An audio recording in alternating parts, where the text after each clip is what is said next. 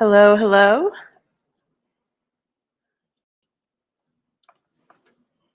Let's see if this is working. Sorry for the delay. I am actually working remote today. I don't even know if you guys can hear me. Please let me know if anybody can hear. It's been a while since we've done a live stream. So let's see if this is actually working. Uh,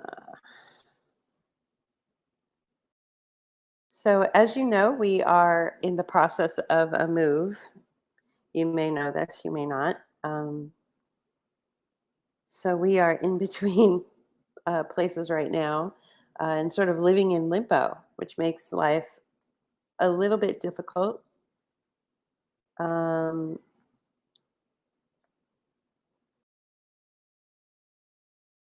let's see here. Well, it looks like it's working. There may be a bit of delay. Well, it looks like it's working. Okay. Yeah, there's a little bit of a delay, but it looks like it's working. Hello, Robert. Thank you so much for your feedback. Hello to everybody who is listening in. It's just me today. JP is working on a project right now, so um, and he may chime in when he has a moment. But at the moment, it's just me, and so I want to thank everybody for joining today, and I want to thank everybody for reaching out to us. Nope, we have not disappeared. We are still alive and well. We have just been in the middle of a huge remodeling and upgrade project on the new house.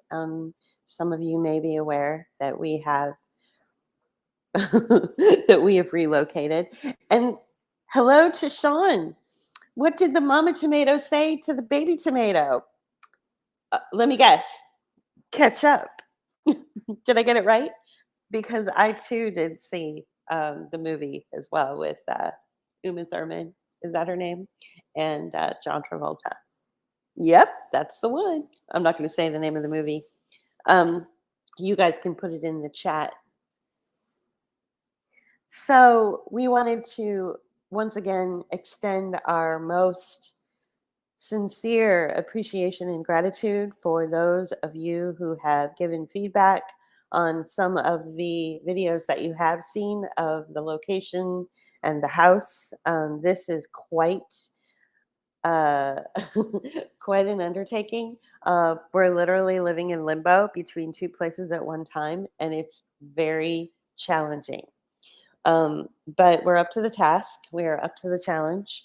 If you hear some noise in the background, it could be people, um, like installers, putting stuff in the house. Right now, there's some quiet time, so I thought I'd take this opportunity to, um, to go live. Some of you have actually reached out and said, "Look, we have questions about your thoughts on certain things." Feel free to add your commentary to the chat if you would like. um, so let's see, what is the first order of business? Well, the first order of business is that we wanted to address some of the things that were communicated to us recently by quite a few people. Quite a few people reached out to us and were very concerned about the explosion that took place on an island called Bruno. I believe it's pronounced Bruno, or is it Brunot? Well, no. Bruno Island, and that's spelled Brunot. So the apparently there was some sort of explosion on Bruno Island and a fire in the Pittsburgh area. And yes, it's very close to McKees Rocks, Pennsylvania, which is where we still live. We're still transitioning out of McKees Rocks while we fix up the new house. So yeah, it's very concerning to us. I mean, we even got a call from a patron who lives in Estonia. He actually called us on the phone and wanted to know if we were okay. So with explosions taking place and then people not hearing from us, I can imagine that some of you may have thought the worst. So what I wanted to do was come live today and address that explosion. So it was a result of neglect, in my opinion. And this once again goes back into the understanding that even though there is no official war declared, which would cause factories to explode because bombs are being dropped on them, or schools to explode or catch fire because bombs are being dropped on them, or hospitals. Because that when you're at war, the bad guys or the enemies will always target your center of health, your center of business, your center of industry, in order to destroy the city or the counties or the community's ability to take care of itself. So they always go after hospitals, they always go after factories, they always go after industry, and then they go after schools as well. So the right, Robert. Thank you for saying that you didn't seem to worry about us. I'm glad that you said that because that tells me that you understand that that we always kind of know how to get out of the way of these kinds of disasters.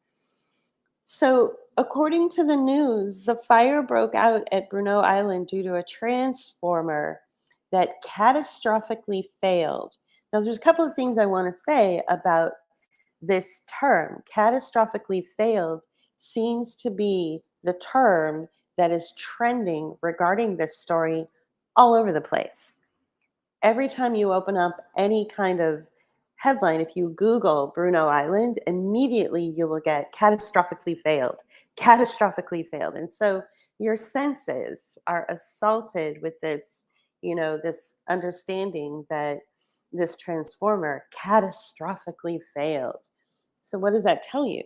That tells you that there was some serious neglect going on. And there's a lot of neglect that's going on in Pittsburgh. Now, if you guys can't hear me, please tell me because I'm not using my regular microphone. I'm using a different microphone today. It's not even a microphone; it's just my earbuds. So if you can't hear me, let me know, and I'll speak a little bit slower and clearer into the earbuds. So it also entails propaganda, like JP just said. So when you start hearing terms like catastrophically failed, and there's another term that Mike Benz was repeating that was done in regards to censorship. I forget what that term is, but Mike Benz is the guy that lives in LA, in the LA area, who's been talking a lot about the censorship industrial complex, how a whole industry is built around censorship. Speaking of censorship, we are finally off of our 2-week ban on our main YouTube channel. I did a little test video today and it went up. So apparently, YouTube has removed the ban. So we are now free to live stream on YouTube again. Now we are on our second strike. So we may not be long for this world on that channel. But there are other ways to hear us. Um, but YouTube seems to be the main source of where people go to listen to us. So I just wanted people to be warned about that.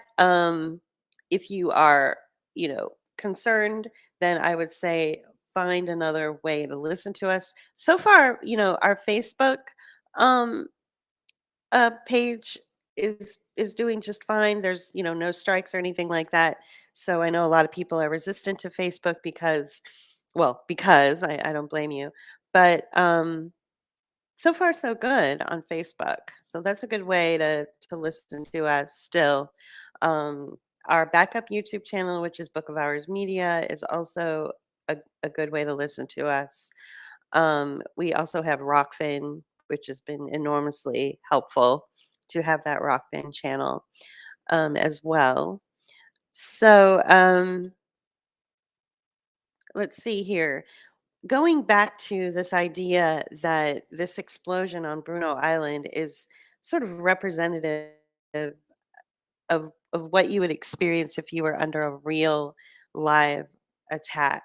Um, so they're not going to use planes and bombs to destroy your society and destroy your culture and destroy your industry. They're basically they, meaning the powers that be, whoever they are going to use things like benign neglect. This is something that Rosa Quare talked about a lot. You will never feel threatened by an enemy. What the real threat is are your locals, your very, very localized board members for your city council. If you're, for instance, if you're living in a condo and you have a corrupt HOA, the board members of the HOA will allow the condo to just disintegrate or decay into an unlivable space, forcing you to be sort of like a refugee outside of your own community, forcing you to have to pack your things up and find another place to live. These are all the kinds of experiences that people who are under a wartime attack or involved in some kind of situation where they're in a country and the country is under attack. These are the things that they have to go through. They have to bug out. They have to put on a backpack and get the heck out of Dodge and be safe and find a safe place to live. Their buildings are crumbling around them because of bombs. It's the same thing that's happening in various communities throughout the United States, but instead of it being bombs, it's neglect. So that's why this term, what was it again? Catastrophically um, neglect or something like that. Catastrophic failure or catastrophically failed. So whatever it takes for that transformer to run safely and to run efficiently, whatever it takes, whatever kind of upgrades or upkeep or cleaning or whatever, all of the funding for that has been pulled. So any contractor that was hired to go in and fix this transformer, maybe they lost the contract for whatever reason. That doesn't sound very exciting. It doesn't sound like war, does it? But essentially it is war. Now, another thing that we noticed about this particular headline, which a lot of you were concerned about, except Robert, because he knows that we're not going to react too strongly to bad news. Another thing that we noticed on our end is that with this alleged catastrophic failure of this transformer, nobody in our little community who was talking about it seemed to be saying things like, we lost power, or roads were closed, or, there was really no disruption in their life like you would think. So the power stayed on, the roads stayed opened, to a certain extent. So this is another reason why this national news, breaking news top story, where everybody from all the local paper like the Pittsburgh Post Gazette, the local TV stations, then USA Today, CBS News, um, who else covered this? CNN, of course, Fox News, like all of these major national networks were covering this. So you would think that it was this, catastrophic event where people were, without power or without, roads or, you know, houses were burning up, and nothing like that happened. So this is another form of media manipulation as well, in my opinion. So I wanted to address that first because that was something that people were actually reaching out to us. They took the time to reach out to us and ask us. And it does look like I'm looking at it from in the same way that you guys are. I'm looking at it from a distance. I'm not in the area right now, but I will be again very soon. And so I'll have a better idea of what happened once I get back. But um, if I were to just base everything that I knew on this explosion, I would think that the entire city of Pittsburgh was at risk of, health and safety issues, right?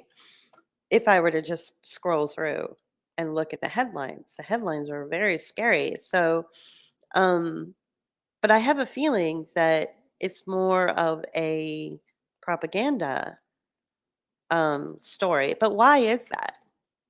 Why do they want everybody so afraid of this catastrophic failure or this catastrophic explosion? Are they trying to tell us that some of the industry and some of the infrastructure in our country is catastrophically failing? Are they giving us this news item in order to inform us of something? And should we be paying closer attention to things like, our electrical grid systems or our housing infrastructure, our roads, things like that? I think we should. I think we should be paying closer attention to that, obviously. Um, everything is being sort of left to decay and left to fall apart, if you've noticed. Um, okay, so switching gears a little bit, another thing that we wanted to talk about was the the election um theater on all of this. So there is one person in particular. She is a donor. She's donated to us in the past. And she brought up a really good question, and I'm actually going to read it to you. I found it in my email. Just give me a minute to pull that up. Um and it's regarding our position on Robert F. Kennedy Jr. and what we had stated before a few times, which is that we felt that he was more like a John the Baptist for Newsom. Like that Newsom was going to do a surprise, sort of a surprise attack, and he was going to make a surprise announcement that he is going to run for president, and that ultimately what Robert F. Kennedy's role is to pull more people into the party and then fall away, so that people are then forced to choose between, say, someone like Joe Biden or Gavin Newsom, right? Um, so sort of a trick, trying to trick people into voting for the wrong person, thinking that they were going to vote for Robert F. Kennedy Jr. If that were to happen, I can guarantee you that the voters out there are, if that were to happen, and say RFK Jr. did a Bernie Sanders where he capitulated to Hillary Clinton and left all of his supporters sort of in the lurch and sort of abandoned them to the party, that a lot of people will do what happened in the 2016 election, where they simply said, screw it, I'm not going to vote. So even though I changed my party from, say, Republican to Democrat, or from, say, Green Party to Democrat, I'm simply not going to vote. And so, you know, that happened. And then a lot of people said, well, screw it, I'm just going to vote for who I want in the primary, or in the general election. And I don't think you need to have a party affiliation to vote for someone in the general election. If someone wants to correct me on that, you can. You okay? So you don't need. So if I could be a registered Democrat and still vote for Trump, basically, if I wanted. And so I think that's what happened to a lot of people, is they, even though Bernie Sanders capitulated to Hillary Clinton, I think a lot of his supporters voted for Trump. And then even though he wasn't really officially in the running, I think a lot of people wrote his name in the general. So I think what's happening is sort of a repeat of something like that, where if RFK Jr. Does what we think he's going to do, which is lead people into the party to register as Democrats and then abandon them, um, I think people will either write in his name, they'll either write it in or they'll vote for Trump, to be honest. And I think we're going to see a repeat of that if they're forced to choose between, say, Joe Biden and Gavin Newsom. Now, let's read what our friend's message was to us. So, you guys mentioned that RFK Jr. and his eventual inevitable backing of Newsom is perhaps a comparison to Sanders backing Clinton. I don't see that happening, as I think Kennedy's candidacy presents a different scenario. He is actively discussing taboo subjects, thus giving them wide exposure to the public. His stance on Israel, for instance, is in line with the US political orthodoxy, and there are other problems. My question is, what is the purpose of his candidacy, considering he will never win the presidency and he is running as a Democrat, the party which is actively trying to destroy him? Maybe you guys can discuss this on a Friday footnote or some other platform. Well, I wanted to come, to go live today to discuss that. Sanders did. So Sanders did that. JP is interjecting. So Free healthcare, free school, right. healthcare for all that stuff. That was all. If it wasn't taboo, it was stuff that people never talked about. This is true. So this isn't the first time that we have heard taboo subjects on the campaign trail from a candidate. Um, Hold on one sec. JB, can you turn down the air? It's a little chilly. Um, Sorry about that. So this isn't the first time that we've actually heard a presidential candidate, talk about taboo subjects, like JP just said. Um, Bernie Sanders was talking about things like free healthcare and free education. Well, that's something that no one had ever really truly uh, demonstrated in their candidacy as part of their platform, right? Perhaps it had been mentioned here and there in the past, but Bernie Sanders amassed a huge following, probably even bigger than RFK Jr. So he was opening the eyes of a lot of people. He was comparing, you know, sort of a social democracy, which is what you get in, say, like, countries like Sweden. He was comparing a social democracy to like socialism. So a lot of people were getting that confused as well. Um, so I really do still, I'm going to kind of stick to my guns here with this one. I see so many correlations with the RFK Jr. you know um hype as I see with Bernie Sanders, as I saw with Bernie Sanders.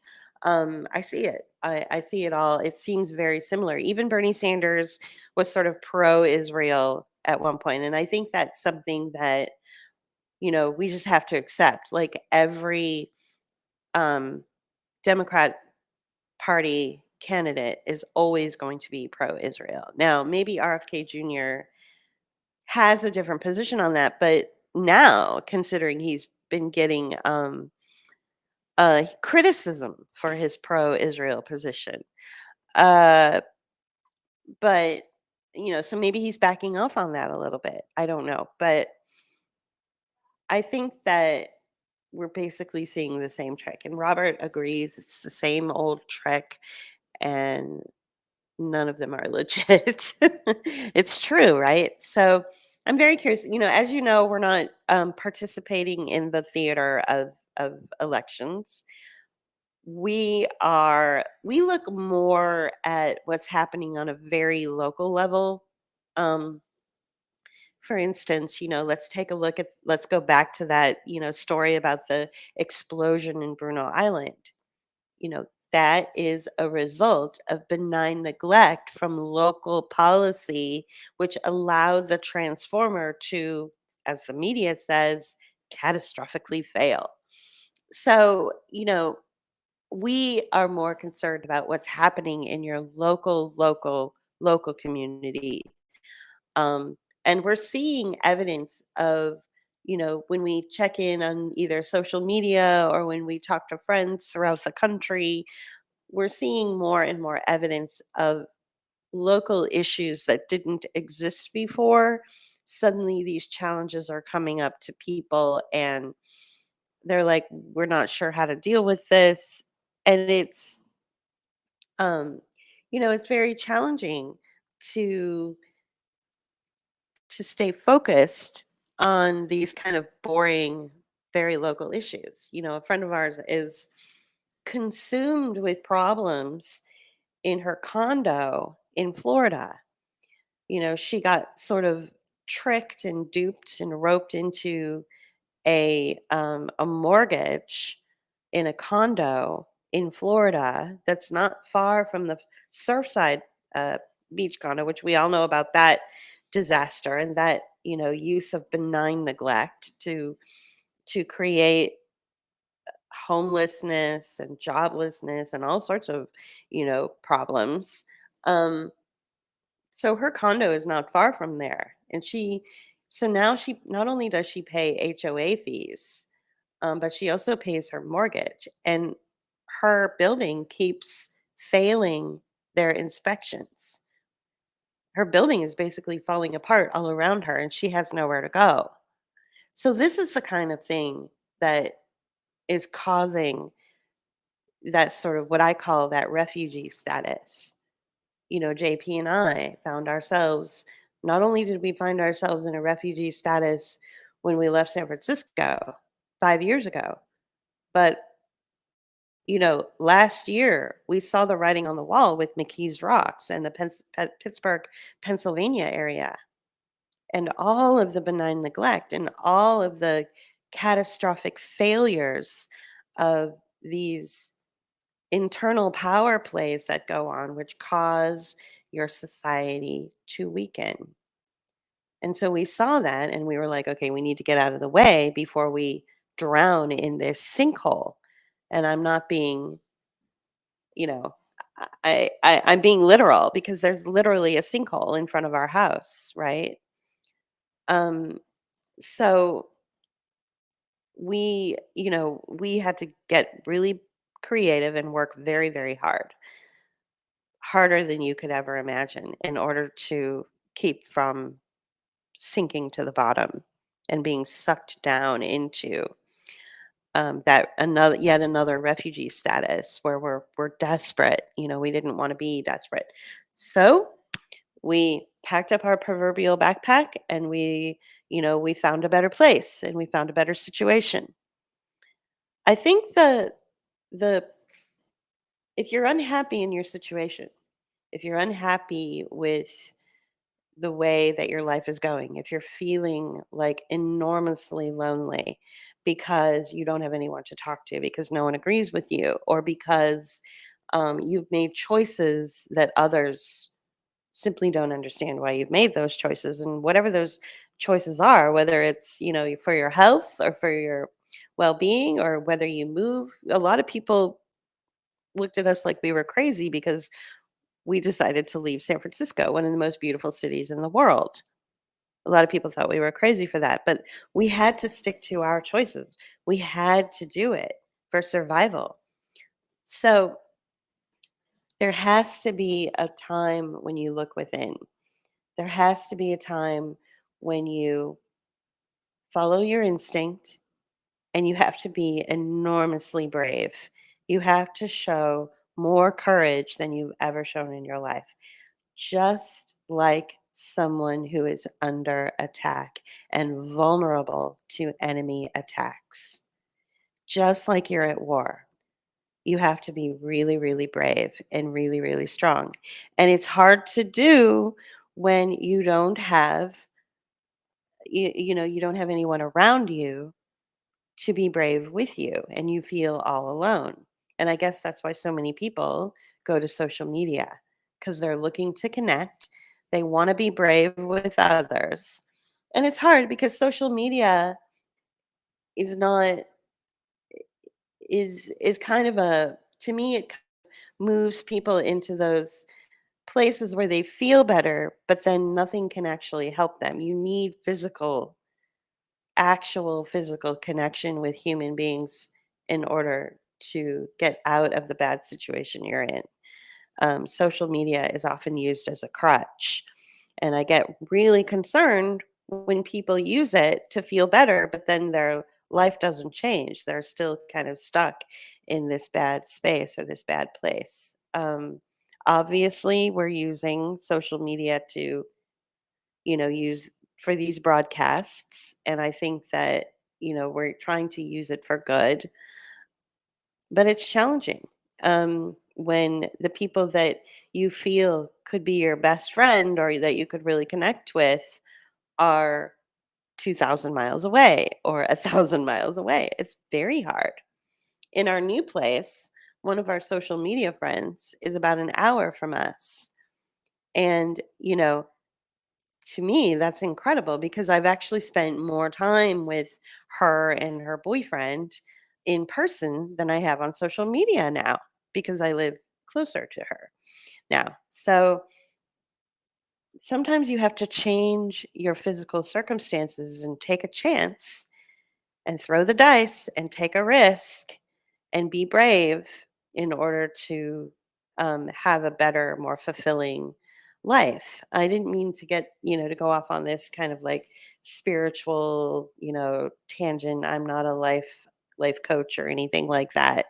I'm just concerned about the um, the high rate of loneliness that seems to be um, kind of taking over our country, especially. I mean, even mainstream media is talking about, the rate of loneliness has increased over the last few years and exponentially than it has in the past. And I think it's because of one of the reasons is because of social media and isolation. When your only connection with someone is through, like, say, Messenger or through, comments on a social media page, then that makes for that's not an authentic connection. Um, it feels authentic because you feel good. Um, yeah.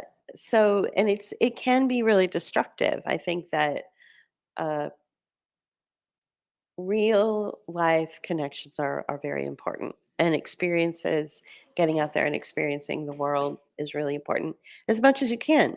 I mean, not everybody can afford to do that, so you find the ways that work for you that you can.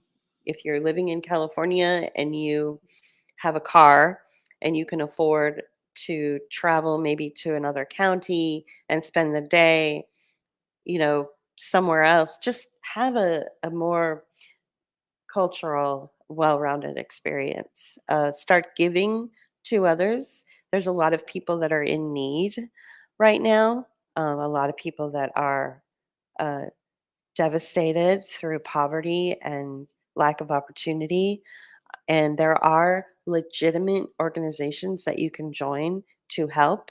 You just have to have um, a very strong, keen sense of discernment so that you're not getting involved with organizations that are acting like they help, but really what they are a wraparound service that makes money on people's misery. And that's a lot of what we see in McKees Rocks, Pennsylvania, is organizations exist where they pretend to do good, but really what they are is just paying their, staff big paychecks, and the community does not benefit. So, but there are organizations out there that are legitimate and they're smaller and maybe not as fancy, but they could really use you, you know. Um, what else is going on in the world? There seems to be this thing going on with Twitter where Elon Musk is turning Twitter into something like X. I don't know. I think it's kind of silly. Um, Yeah, but you read about it. It makes sense. yeah, I did. um, so we kind of have a different viewpoint than most people do. Um, it's where did I read about what it's going to be about? I Um, forget where you read it, but it was basically, he's going to create a new thing. right. So a lot of people are really afraid of that. They're really afraid of that. So I can read to you a CBS News article. So the internet is abuzz as the app, formerly known as Twitter, announced a name change over the weekend. X.com now redirects to Twitter.com, although the social media platform still invites users to tweet. The rebrand is another step in the ongoing transformation of Twitter, an online watering hole for hyper-connected people that aspires to become an app that can do everything. Twitter was acquired by the X Corp, both to ensure the freedom of speech as an accelerant for X, the everything app. And the Twitter name made sense when it was just 140 character messages going back and forth, like little birds tweeting. But now you can post almost anything, including several hours of video. And in the months to come, we will add comprehensive communications and the ability to conduct your entire financial world.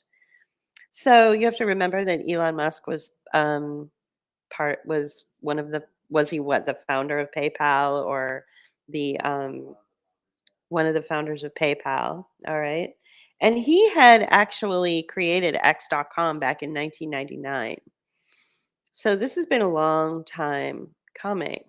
Um Now I had read something a little bit more comprehensive about X. I think I had read it. Somebody had ironically had tweeted it. So let me see if I can find it. Um, let's see. Okay. In 1999, Elon Musk co founded X.com, aiming to revolutionize banking online. A merger with Confinity in 2000 paved the way for PayPal's emergence. You fast forward to 2022, when Musk acquired Twitter for $44 billion, driven by his mission to revive freedom of speech on the internet and fulfill X.com's original vision. In 2023, Twitter will merge into X.com, birthing the Everything app, a visionary platform seamlessly blending banking, payments, social media, encrypted messages, voice calls, and video services worldwide. With Twitter's communication prowess and X.com's cutting edge financial services, users will be able to switch effortlessly between social interactions and financial interactions, transforming how we manage money and connect with others, all on a platform that fiercely champions freedom of speech. In Elon Musk's own words, if done right, X would serve people's financial needs to such a degree that over time it would become maybe half of the global financial system, or by far the biggest financial institution, except not in the way that people are used to thinking about banks. The most efficient database for money with the least amount of fraud. Everything is real time. If it involves money, it can be dealt with seamlessly in one location. In addition, you got the social media element, which is also people sharing information of various kinds, whether it's text, video, picture, or voice. There is a lot of potential to make a product that is very compelling that combines all of these things. So, many people are saying that this is simply a really slick way of saying, it's another version of like a social credit system. I'm not sure I really agree with that. I think that, to be honest with you, I think that when it comes to the United States, it's less about a social credit system, where you are penalized for your thoughts, and more about gimmicks and more about how to make money with the latest gimmick. And so I'm not saying that this vision of X.com is gimmickry or is gimmicky. I'm not saying that. But I am saying that it sort of feels that way. Because I'm like, okay, well, we have Patreon. We get, a few bucks a month in our Patreon account. We have PayPal, so if somebody wants to make a $2 donation, we have that. So there are all sorts of ways for people to make money based on the work that they produce, whether it's an audio broadcast, a video essay, or some kind of, piece of art or something else. Anybody can do it. You could do it, you know? Um, so I'm like, we already seem to have these systems in play, but maybe what X.com is more of a one stop shop. I don't know. It'll be JP? beneficial for people who've been deplatformed or like Oh. Scott Adams or Okay. So JP just provided some excellent input. It's for people. It will be beneficial for people who've been deplatformed. Like for instance, the Dilbert creator, Scott Adams. He has been globally deplatformed in a way like I've never seen. All of his comics have been taken down all across the world. I'm surprised YouTube still lets him do his daily live streams and his daily conversations. He has been, eviscerated in the mainstream media. Terrible articles written about him based on some of the things he said.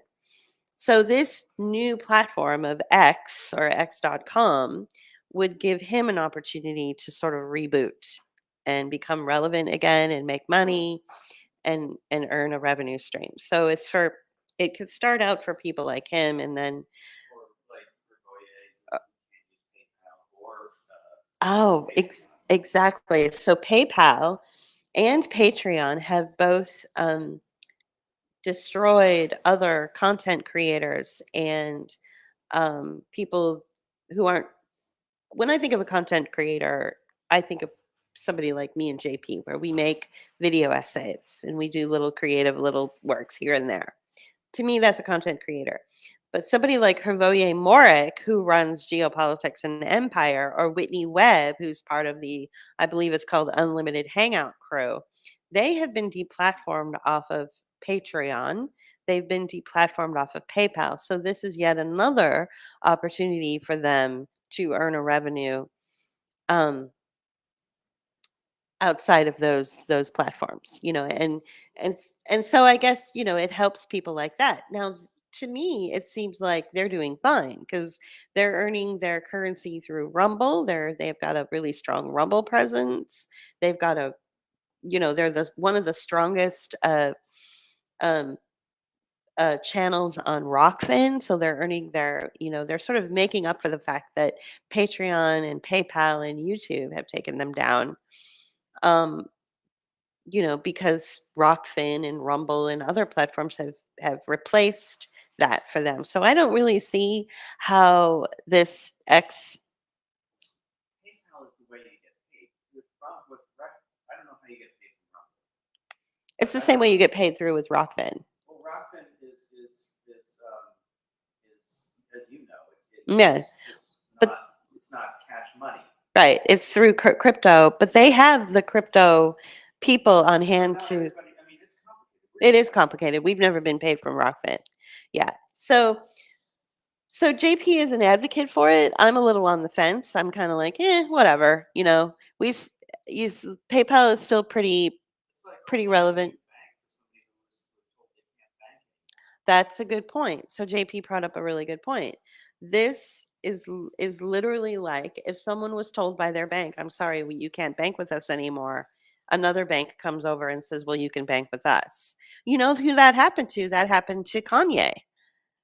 That happened to Kanye West. His bank said, "Get all of your millions of dollars or billions of dollars out of our bank, like now." And so he had no bank.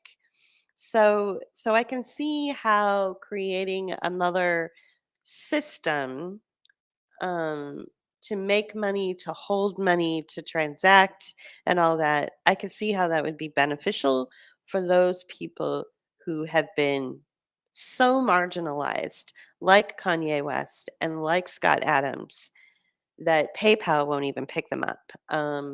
They don't have a bank, that they've been, uh, um, you know, basically denied and deleted from any opportunity to earn an income, or at least to hold their assets. So I can see why this would be an interesting venture. But I can also see why people would be really concerned by it. Um, Well, you know, I can see the problem of it being like a centralized thing, right? yeah. It's centralized and it's an all one-stop shop.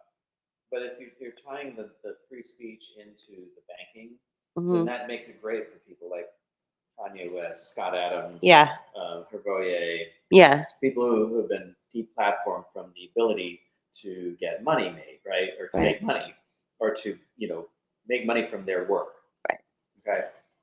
But because it's Elon Musk and because there's all this other, tech Controversy. bro shit, Yeah. yeah, I can see that would be problematic. But it's just like everything else. It's like, how much do you engage with it? Do you engage with it? Do you have to engage with it? If the answer is no, Right. then if you don't have to engage with it, then don't.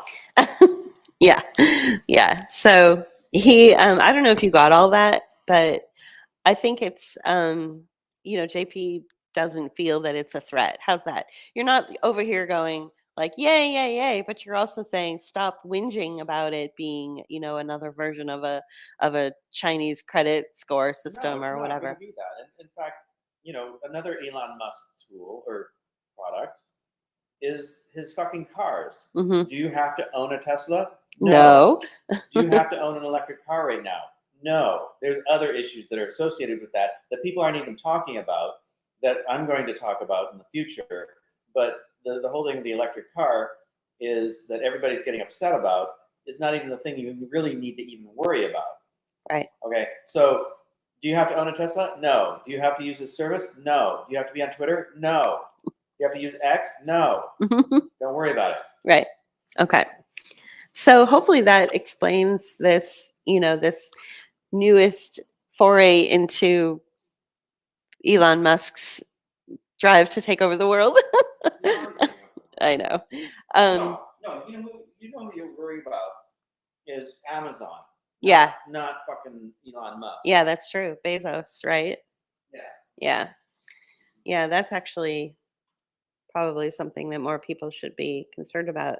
Sometimes it feels like Elon Musk has replaced Jeff Bezos in the way people view the way these billionaires operate. I think Bezos is, like you said, is more of a threat than Musk, because he is an operative, a military operative. I think Elon Musk is just I don't know, just like, yeah, JP's like shrugging his shoulders and waving his hands like he's not as much of a threat. I don't like him, and I don't look to him as a hero. No. Yeah, it's not like we're best friends with him or anything like that. Um, so it's very interesting. Also, to switching gears a little bit now that we've talked a little bit about X, I wanted to talk about something that I had put on that I had actually put on social media a couple days ago, and it's regarding the story of Tafari Campbell. So Tafari Campbell is um he's the chef for the Obamas. Now he was working for the Obamas in the White House. And he um when the Obamas left the White House, he went with them and was their personal chef at Martha's Vineyard. So to me, this story, and I'm sure everybody's heard of the story because again, it was all over mainstream media and all over national news, that he was found drowned the other day in a shallow pond outside of the Obama mansion on Martha's Vineyard. And so I thought, I don't mean to laugh, And I'm going to actually close out this broadcast with this story and sort of my take on it. But if you've ever watched the movie Sleeping with the Enemy, it was the same exact plot line. A well-liked, well-loved individual, Tafari Campbell, played by Julia Roberts, was living with somebody who was well respected in their industry, but kind of a tyrant behind closed doors. So that would be Julia Roberts' husband versus it was being portrayed by the Obamas, right? And it turned out that poor Julia Roberts drowned one evening while they went sailing or something. And and again, it's the same story. Tafari Campbell was found drowned while he went.